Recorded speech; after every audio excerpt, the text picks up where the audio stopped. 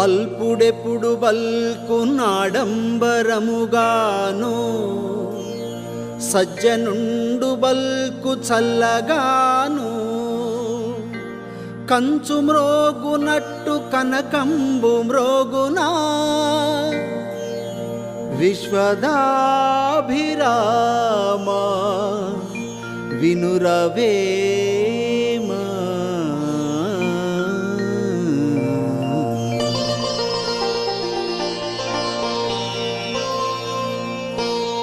అల్పబుద్ధి కలిగిన వాడు ఎప్పుడూ ఆడంబరంగా మాటలు చెబుతూ ఉంటాడు. అదే శాంత స్వభావం కలిగిన వాడు సున్నితంగా మాట్లాడతాడు. కంచు శబ్దం చేసిన విధంగా బంగారం శబ్దం చేయినా